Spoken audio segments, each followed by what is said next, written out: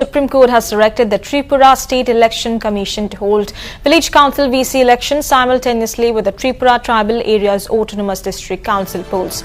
The Motha Supremo Pradyut Kishore Dev Burma spoke exclusively to Northeast Live, sharing details of the development. The Apex Court directed that the election be held before the end of the term of TTAADC on April 18.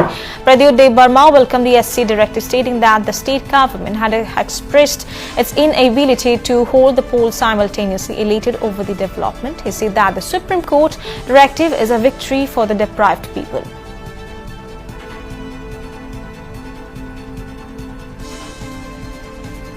The Supreme Court has directed that the VC election be conducted simultaneously along with the TTAADC election, and these elections should be conducted before the term ends of the TTAADC, which is the 18th of April.